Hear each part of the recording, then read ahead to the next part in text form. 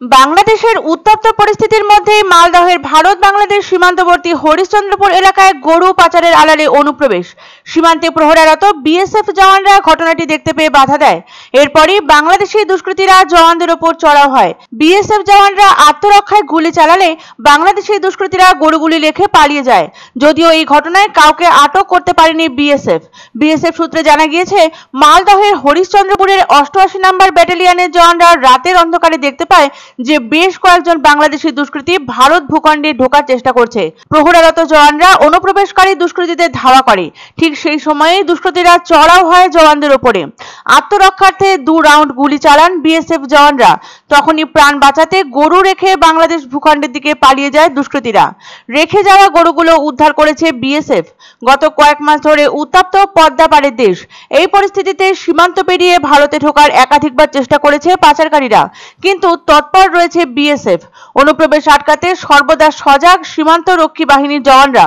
গত বছরের আগস্টে বাংলাদেশের প্রধানমন্ত্রী পদে ইস্তফা দিয়ে সেদেশ ছাড়েন শেখ হাসিনা।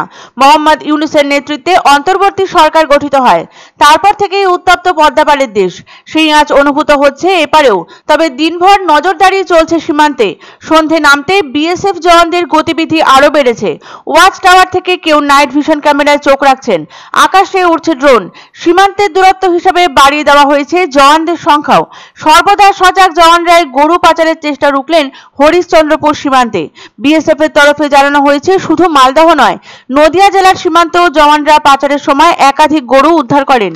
জওয়ানদের কঠোর নজরদারির জেরে সীমান্তে পাচার রক্ষা সম্ভব হচ্ছে বলে বিএসএফ এর তরফে জানানো হয়েছে। গত কয়েক মাস ধরে টালমাটাল পরিস্থিতি বাংলাদেশে, যার প্রভাব পড়েছে ভারত বাংলাদেশ সীমান্তে। গত কয়েক মাসে অনুপ্রবেশের ঘটনা অস্বাভাবিক হারে বেড়েছে বলে দাবি স্থানীয়দের। ওপারে মৌলবাদীদের বাড়াবাড়ির জেরে বহু মানুষ এপারে পালিয়ে আসার চেষ্টা করছেন। যদিও শেখ হাসিনা সরকারের পতনের পর ভারত এবং বাংলাদেশ সীমান্তে নিরাপত্তা বাড়ানো হয়েছে। হাই অ্যালার্টে রাখা হয়েছে বিএসএফ কে। আর এর মধ্যে বাড়াবাড়ি বেড়েছে বাংলাদেশি দুষ্কৃতীদের। বিএসএফ সূত্রে জানা গিয়েছে, মালদহের হরিশ্চন্দ্রপুর 88 নম্বর ব্যাটালিয়নের জওয়ানরা রাতের অন্ধকারে দেখতে পান যে বেশ কয়েকজন বাংলাদেশি দুষ্কৃতী সীমান্ত পেরিয়ে ভারত ভূখণ্ডে ঢোকার চেষ্টা করছে।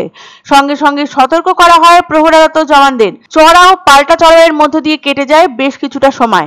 অবশেষে বেগতিক বুঝে গরু রেখে বাংলাদেশ ভূখণ্ডের দিকে চম্পট দেয় দুষ্কৃতীরা।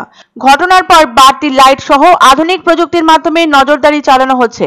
ঘটনার পর সীমান্ত সংলগ্ন এলাকায় উদ্বিগ্ন হয়ে রয়েছেন স্থানীয় মানুষজন। তবে চোরাচালান ও অবৈধ অনুপ্রবেশ রোধে বিএসএফ যে সদা তৎপর সেটা আরো একবার প্রমাণিত। শুধু তাই নয়, সীমান্তে অবৈধ কার্যকলাপ নির্মূল করতে বিএসএফ সম্পূর্ণরূপে প্রতিশ্রুতিবদ্ধ এবং চোরাচালানের যে কোনো প্রচেষ্টা ব্যর্থ করতে সদা প্রস্তুত।